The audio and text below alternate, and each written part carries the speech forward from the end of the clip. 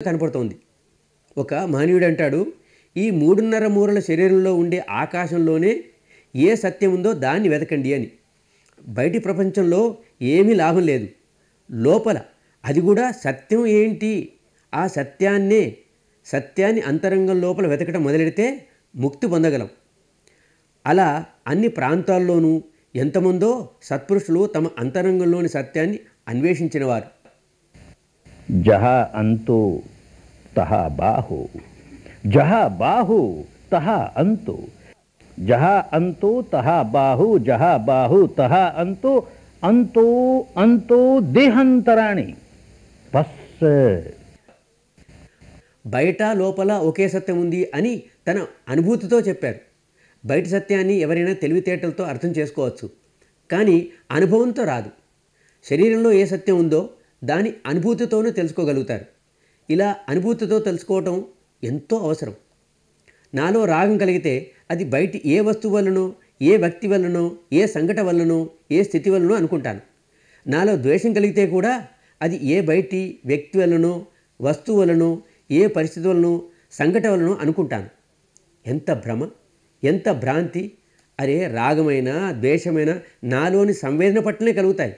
రాగద్వేషాలు దూరం అవ్వాలంటే అది కూడా ఈ సంవేదన ఆధారంగానే దూరం అవుతాయి. ఈ బయటి విషయాల నుండి ఎంత దూరం పరిగెత్తినా, ఎక్కడికి వెళ్ళినా రాగం మాత్రం పోదు, ద్వేషం మాత్రం పోదు. రాగద్వేషాలకు మూల కారణం ఏదైతే ఉందో అది మన లోపల ఉంది. దానిలోనే రాగద్వేషాలను తీసివేయవచ్చు. కాబట్టి నీలో నిన్ను వెతుక్కోనంత వరకు ఈ భ్రమ పోదు. ఈ సాధన చేయడానికి వచ్చారు కాబట్టి చాలా బాగా అర్థం చేసుకొని పని చేయండి. ఇక్కడ మీరేదో మతంలో ఇరుక్కోవడానికి రాలేదు, ఏవో శాస్త్ర చర్చల జంజాటంలో పడ్డానికి కూడా రాలేదు. అంతర్మనసు లోతుల్లో ఎక్కడ రాగం పుడుతోంది, ఎక్కడ ద్వేషం పుడుతోంది, వాటిని అనుభూతితో తెలుసుకుంటూ వాటి నుండి ఎలా బయటపడాలి, మరి చాలా బాగా అర్థం చేసుకుంటూ పనిచేయాలి. మనలోని ఈ ప్రపంచమంతా ఎలా నడుస్తుందో, ఏం జరుగుతుందో అని. పరమాణువుల గుంపులు పుడతాయి, నశిస్తాయి, పుడతాయి, నశిస్తాయి. ఆ రోజు చెప్పుకున్నాం కదా, అతి చిన్న కణం అష్టకలాపం 4 ధాతులతో తయారైంది. పృథివీ, అగ్ని, జలము, వాయువు, ఇంకా వాటి స్వభావాలు మొత్తం కలిసి 8. ఈ సంగతి కేవలం తెలివితేటలతో అర్థం చేసుకుంటే చాలదు, అనుభూతితో తెలుసుకుంటాం. ఏ విధంగా ఈ పరమాణువుల గుంపులు ఉత్పన్నమవుతున్నాయి. నిజానికి మన శరీరం అంతటా పృథ్వీ ధాతు ఉంటుందని బుద్ధి స్థాయిలో ఎలాగో అర్థమవుతుంది. ఏ ఘన పదార్థాలు ఉన్నాయో, ఎముకలు, మాంసము, ఇలా ఘనంగా ఉండేవన్నీ పృథ్వీ ధాతు. మరి జలధాతు ఉన్నది, శరీరంలో ఏది ప్రవహిస్తోందో అది. రక్తం ప్రవహిస్తోంది కాబట్టి అది జలధాతు. ఇక వాయుధాతు ఉంది, వేరు రకాల వాయువులు ఉన్నాయి లోపల, ఇవన్నీ వాయుధాతు. శరీరంలోని వేడి తెలుసుకోవటమే ముఖ్యం. తెలివితేటలతో తెలుసుకునేదైతే బయట కూడా కావచ్చు, బయట కూడా చూడొచ్చు. గడ్డగట్టి ఉన్నది మంచు ముక్క, అది పృథ్వీధాతు. అదే కరిగిపోయింది, నీళ్ళైపోయింది, జలధాతు. దాన్ని వేడి చేశాం, ఆవిరైంది, అది వాయుధాతు. వీటన్నింటిలోనూ ఉష్ణం ఉంది, వేడి ఉంది కాబట్టి అగ్నిధాతు. అయితే దీన్ని తెలుసుకుంటే సరిపోదు. మన అంతర్మనస్సు లోపల అనుభూతి ద్వారా ఈ సత్యాన్ని అర్థం చేసుకుంటాం. పృథ్వీధాతు అయితే పృథ్వీధాతు యొక్క స్వభావం ఏమిటి? దాని స్వభావం ఏమిటంటే, అసలు పృథ్వీ అంటేనే భూమి రాయిలాగా మొద్దుగా ఉంటుంది, ఇంకా విస్తరిస్తుంది కూడా. ఖాళీ స్థలాన్ని, ఆకాశాన్ని నింపేస్తుంది. చిన్నది ఆకాశం చేత ఆక్రమించబడుతుంది. దానికి బరువు ఉంటుంది. అంటే బరువుకు అంటే తూకానికి వచ్చేదంతా, ఎంత తేలికైనా, ఎంత బరువైనా, ఇదంతా పృథ్వీధాతు యొక్క స్వభావం. అలాగే కదలికకు సంబంధించిందంతా వాయుధాతు. ఎంత చిన్న కదలికైనా, ఎంత పెద్ద కదలికైనా, కదలిక అంతా వాయుధాతు యొక్క లక్షణం. అలాగే టెంపరేచర్కి సంబంధించింది ఉష్ణధాతు. ఎంత చల్లని అనుభూతి అయినా, లేకపోతే ఎంత వేడి అనుభూతి అయినా. అలాగే జలధాతువు, అన్నింటినీ చేర్చడమే దాని స్వభావం. కలుపుకు రావటం, దానిలో తేమ ఉంటుంది కదా, ఒక దగ్గరికి చేరుకున్నట్లు ఉంటుంది. ఇంతవరకు ఎన్ని సంవేదనలు కలిగాయో ఈ 4 రకాలు కాక 5వ రకంది కలగనే లేదు, మున్ముందు కలగదు కూడా. ఎప్పుడైతే ఈ శరీరానికి, చిత్తానికి అతీతమైన అనుభూతి కలుగుతుందో ఆ అనుభూతి 5వ రకంగా వేరేగా ఉంటుంది. కానీ ఎప్పటి వరకు శరీర చిత్తముల యొక్క అనుభూతులు కలుగుతుంటాయో అప్పటి వరకు ఈ 4ంటికి సంబంధించిన అనుభూతులే ఉంటాయి. పరమాణువుల సమూహాలు ఎన్నో ఉత్పన్నమవుతాయి, నశిస్తాయి. ఒకసారి పృథ్వీధాతు ప్రధానంగా పుడతాయి, ఒకసారి అగ్నిధాతు ప్రధానంగా జనిస్తాయి, ఒకసారి జలధాతువు లేకపోతే వాయుధాతువు. మరి వాటికి తగిన సంవేదనలు మనకు తెలిసి వస్తాయి.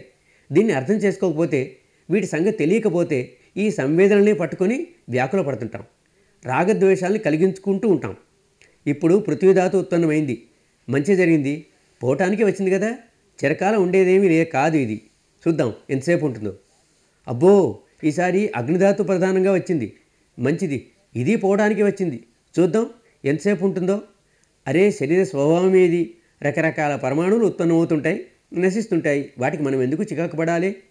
ఈ విధంగా విషయం అర్థమవుతూ వస్తుంది. ఇలా ఎప్పుడైతే సత్యమంతా తెలిసి వస్తుందో అప్పుడు రాగద్వేషాలను కలిగించుకునే స్వభావం తనంతట తాను విచ్ఛిన్నమైపోతుంది. అంతేకాక ఇంకొక సంగతి కూడా తెలిసి వస్తుంది, ఇలా వేర్వేరు రకాల పరమాణువులు ఎందుకు ఉత్పన్నమవుతున్నాయి అని. సోదరా, రకరకాల సంవేదనలు కలుగుతున్నాయి కదా, ఎందుకు కలుగుతున్నాయి? మనం ఎటువంటి ఆహారం ఇస్తున్నామో అటువంటి సంవేదనలే వస్తాయి. 4 రకాలైన ఆహారాలను ఇస్తుంటాం. వీటి కారణంగా మన శరీరంలో వివిధ రకాలైన పరమాణువులు ఉత్పన్నమవుతుంటాయి. మన ఈ జీవనధారకు ఏ 4 రకాలైన ఆహారం ఇస్తుంటాం? జీవనధార అంటే శరీరము, చిత్తము. ఈ రెండింటి యొక్క ప్రవాహము రూపధార, నామధార. 2 రకాలైన భౌతిక ఆహారాలను భౌతిక శరీరానికి, మరో 2 రకాల చేతసిక ఆహారాలు మనసు కోసం, మొత్తం 4. ఈ ఆహారాలు దొరికితేనే ఈ జీవన ప్రవాహం సాఫీగా ముందుకు సాగుతుంది. శరీరానికి మనం ఇచ్చే 2 ఆహారాలు అవి ఏమిటి? మనం రోజు తినే భోజనం, ఇది భౌతిక ఆహారం. ఎలాంటి భోజనం చేస్తామో సరిగ్గా అదే రకమైన పరమాణువులు తయారవుతాయి. అప్పుడు ఆ రకం సంవేదనలు కలగటం జరుగుతుంది. మీరు సాధన ఇప్పుడే మొదలెట్టారు కదా, ఈ సాధనలో ఇంకొంచెం ముందుకు పోతే మన శరీరంపై కలిగే సంవేదనలు గమనించడంలో నిష్ణాతులు అవుతారు. అప్పుడు స్పష్టంగా తెలుస్తుంది. ఏ రోజునైనా మసాలాలతో భోజనం చేసి ధ్యానాన్ని కూర్చుంటే చూడొచ్చు, శరీరమంతా మంటలు, అగ్నిధాతువు, ఎక్కడ చూస్తే అక్కడ అగ్నిధాతు సంవేదనలే కలుగుతుంటాయి. ఏ రోజైనా బాగా వేపుళ్లతో నూనెతో కూడిన భోజనం దట్టించి తిని ధ్యానాన్ని కూర్చుంటే ఆ రోజున శరీరం అంతా బరువు, పృథ్వీధాతు సంవేదనలే, దాని ధాతువే పృథ్వీధాతు సంవేదనలే వస్తుంటాయి. అలా మనం ఎలాంటి భోజనం చేస్తామో అలాంటి పరమాణువులే తయారవటం మొదలెడతాయి. ఆరోగ్యకరమైన భోజనం చేస్తే శరీరం ఆరోగ్యంగా ఉంటుంది, ఇది ప్రకృతి నియమం. 2వ రకమైన ఆహారం, మనం ఎలాంటి వాతావరణంలో జీవిస్తున్నాం అనేది.